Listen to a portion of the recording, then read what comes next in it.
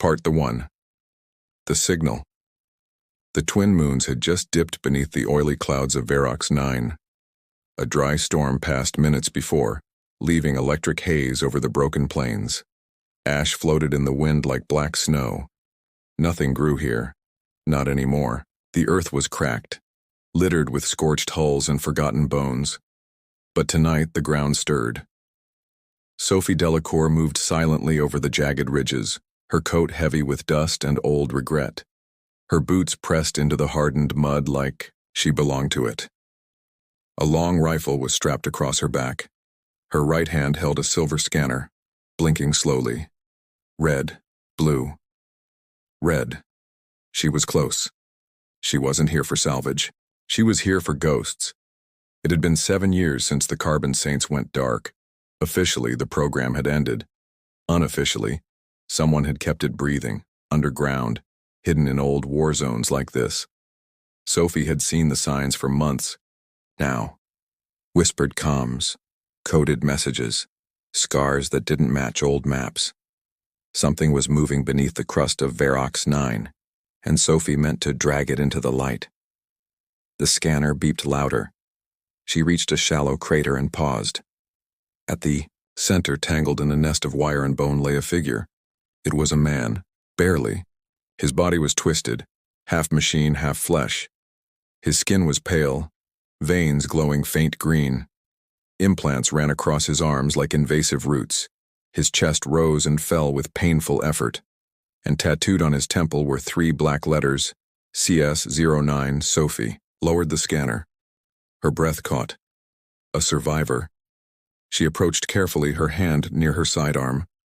The man's eyes blinked open, artificial irises flickering. He tried to speak, but only a static hum came out. "Don't move," Sophie said quietly. "I'm not here to hurt you." He coughed once. Sparks danced at the edge of his teeth. "Delacour," he rasped. She froze. He knew her name. "You remember me?" His head gave a twitch of a nod. "Vega Point, you shut us down." Sophie swallowed. Her hands were trembling, but she didn't let it show.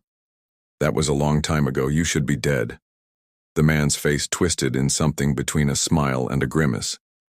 "Wish I was." Thunder rumbled above. The storm was circling back. Sophie pulled a blanket from her pack and wrapped it around him. He flinched at the touch but didn't resist. "You're not safe here," she said. "Who else is with you?" His eyes dimmed.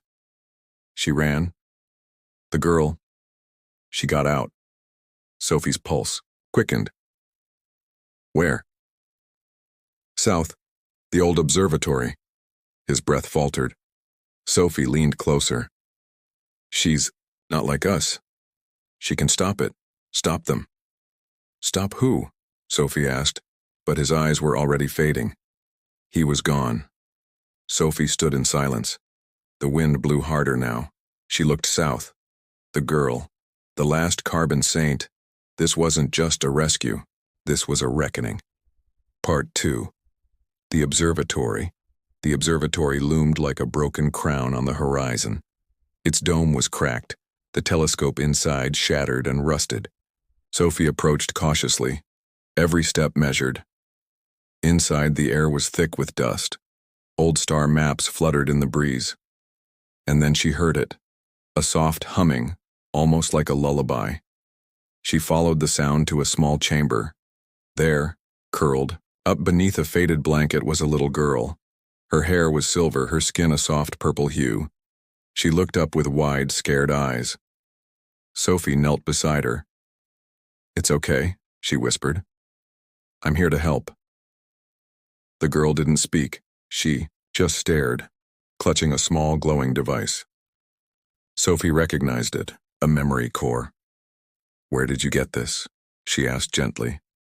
The girl pointed to the sky. Sophie understood. The core held answers. Part 3. The core back in her makeshift shelter, Sophie connected the core to her terminal. Images flickered too. Life, experiments, tests, children being modified, and then a face. A man in a lab coat. Project Carbon Saints was never about protection, he said. It was about control. Sophie felt a chill. The program had been a lie. The girl watched silently, tears in her eyes. Sophie turned to her. "We can stop them," she said. "But I need your help." The girl nodded slowly. Part 4.